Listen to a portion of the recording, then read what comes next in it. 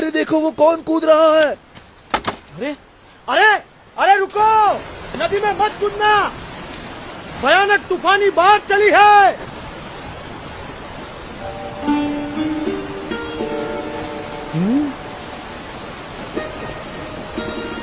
अरे कूदे तो मर जाओगे, वापस आओ, रुक जाओ, ठहरो, मर जाओगे।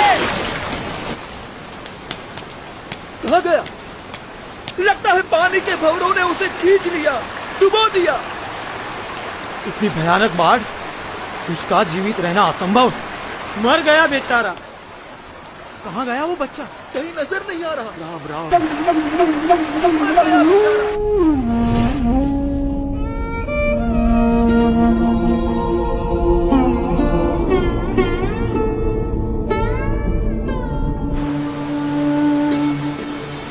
कहीं नजर नहीं आ रहा। पानी के भंवरों ने उसे खींच लिया। राम राम।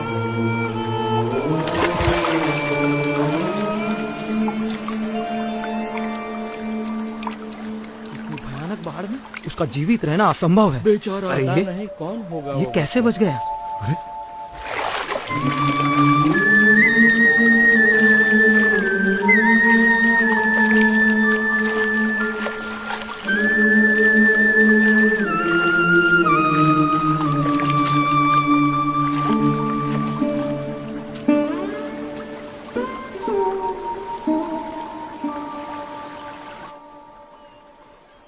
आप इतनी सहजता से इतनी तूफानी बाढ़ में कैसे कूद गए? आपको डर नहीं लगा?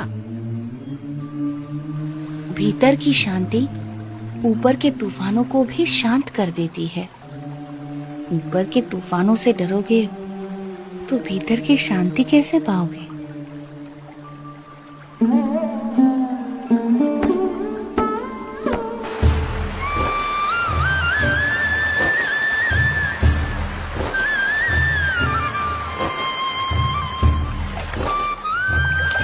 नीलकंठ वर्णी के निरंतर अथक रूप से चलते चरण उन्हें जहां भी ले जाते थे, वहां कोई न कोई किसी न किसी रूप में उनसे जुड़ जाता था। बरेली गांव में भी कुछ ऐसा ही हुआ। अरे पिछले साल तो इतनी बाढ़ आई थी कि गांव के सारे घरों में पानी घुस गया था। यहाँ तक कि हमारे खेतों में भी फसल बर्बाद होते होते रह गई थी। हम भी अपनी भेड़ बकरियों को बड़ी मुसीबत से बचा पाए थे। वैसे भी कुदरत के सामने हम क्या कर सकते हैं? जो भगवान चाहेंगे वही होगा, सब उसके हाथ में है। हाँ, सो तो है। हरि करे सो होय, जगत में हरि करे सो होय, चाहे करे नर कोटि उपाय, कर कदू जो कोय जगत में हरि। अरे रुक क्यों गई? गाना। हाँ? कितना प्यारा बच्चा है। केवल बच्चा है या कुछ इतना छोटा बालक और योगी?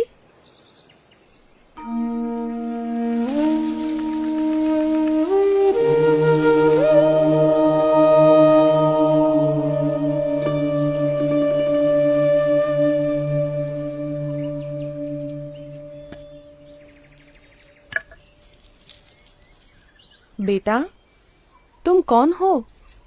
तुम्हारा नाम क्या है?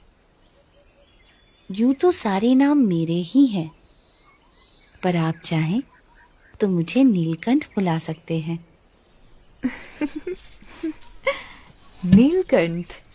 पर तुम यहाँ क्या कर रहे हो बेटा? तुम्हारा घर कहाँ है? उस घर का तो मैं त्याग कर चुका हूँ, फिर भी मैं जहाँ भी हूँ घर में ही हूँ, क्योंकि मेरा घर तो सारा विश्व है। पर इतनी छोटी उम्र में तुमने अपनों को क्यों छोड़ा? सबको अपनाने के लिए, जो भटक गए हैं उन्हें घर वापस लाने के लिए। तुम हो तो इतने छोटे से, पर बातें बहुत बड़ी बड़ी करते हो।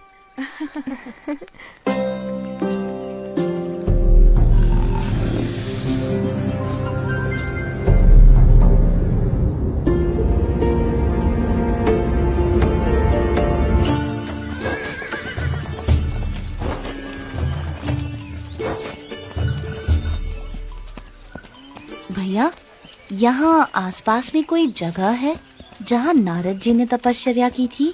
हाँ, उस जगह का नाम ही नारद वन है। यहीं से उस तरफ का रास्ता पड़ता है।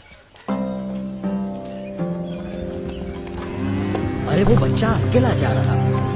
किंतु तुम्हारा अकेले वहाँ जाना ठीक नहीं होगा, बड़ी भयानक जगह है। नीलकंठ वर्णी ऐसे भयानक वनों में भी सहज रूप से चले जाते थे जहाँ दिन में भी सूरज की किरणें प्रवेश नहीं कर सकती थीं।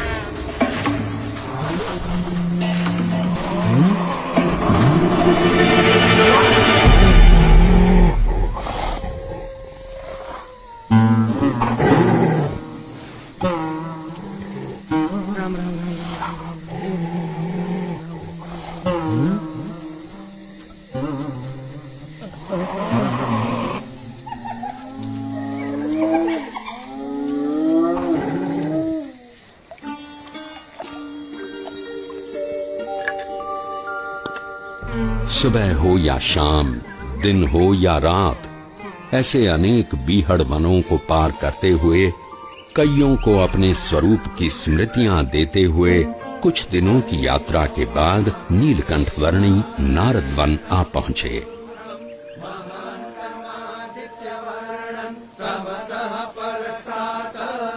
तमेव विदित्वाति मृत्युमेति नान्यः पंथा विद्यते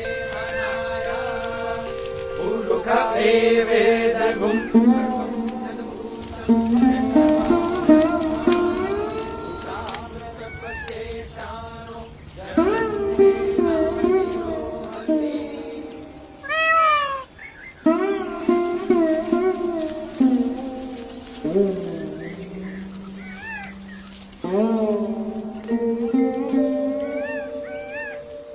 आपके दर्शन मात्र से प्रतीत होता है कि कई वर्षों से जिनका स्मरण हम अपने हृदय में करते आए हैं, वो भगवान स्वयं आज हमारे समक्ष प्रकट खड़े हैं।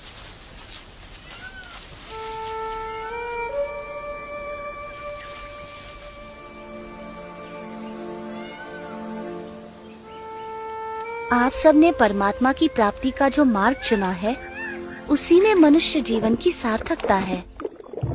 ये मार्ग विकट है, पर हमें इस मार्ग पर चलते रहना है। चाहे कितनी भी समस्याएं आए, कितनी भी बाधाएं आए, और मृत्यु भी क्यों न आ जाए, किसी भी परिस्थिति में हमें उठ खड़ा होना है। सच्चे भाव से, सच्ची लगन से परमात्मा प्राप्ति के मार्ग पर चलते रहना है, तो परमात्मा कृपा करके हर अंधेरे को दूर कर हमारे जीवन में उनकी प्राप्ति की सुबह लाएंगे।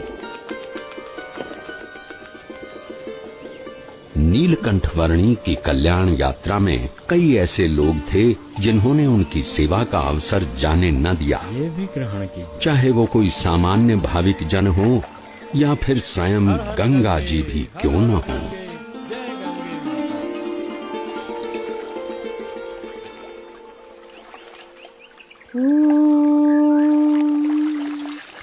भूर्भुवः स्वः तत्सवितुर्वरेण्यं भर्गो देवस्य धीमहि धियो यो